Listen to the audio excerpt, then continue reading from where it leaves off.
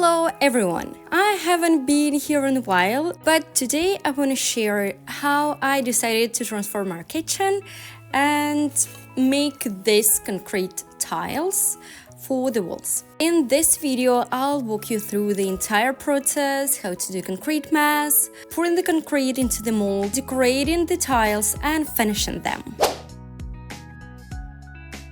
I wanted to create something unique with my own hands using the material I work with and know well. The beautiful nature of Norway, its forests, mosses and lichens on the rocks really inspired me. That's why I decided to incorporate these elements into relief tile design. Of course, you can make the tiles completely smooth if that suits your kitchen better. In my case, the countertop and main working surface are far enough from the wall, so the tiles won't get too dirty. I also created a special abstract design that will still look great even if some areas are harder to clean. The tiles near the stove will be less embossed but just as colorful.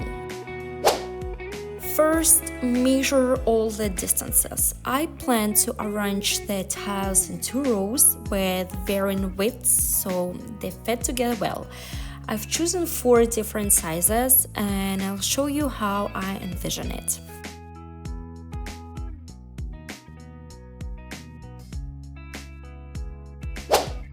Next, you need a mold to pour the concrete into. My husband made me an adjustable wooden mold, which I protected with plastic tape to prevent the concrete from sticking. You can also create molds by gluing them together or making your own silicone molds by ordering liquid silicone online.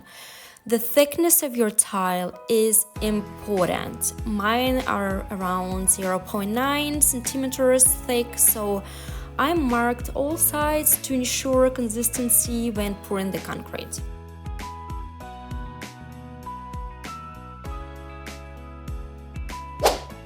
Now let's think about the concrete mass. I choose a strong, simple mix 1 part cement to 3 parts sand, with added white wood glue for extra strength and quicker drying plus a bit of water.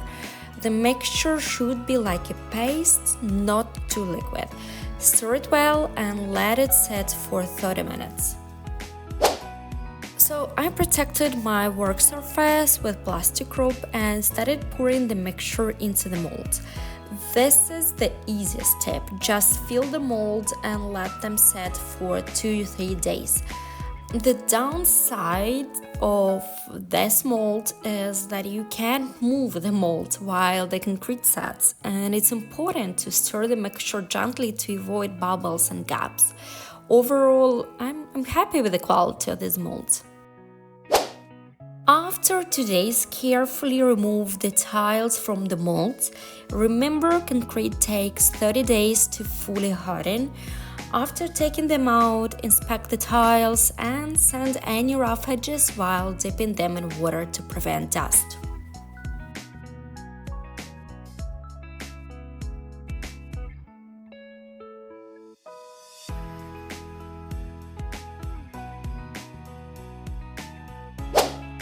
After a bit of drying, I began decorating. My inspiration comes from Norway's rivers, mountains, and landscapes. I don't have strict rules for decorating. I usually use a regular gouache paint, sometimes mixing pigments with water and apply the design like super randomly. My only tip is to dilute the paint with more water to create a translucent effect. You can paint however you like and create any design you want. Once the paint dries for a few hours, I varnish the tiles. I use a standard transparent lacquer, but you can also use a matte concrete glaze from a hardware store. I prefer a glossy finish, so I stick with lacquer. That's pretty much it. Once the varnish dries, the surface will look like this. I need to make enough tiles and then I'll show you how I install them on the wall and the final result.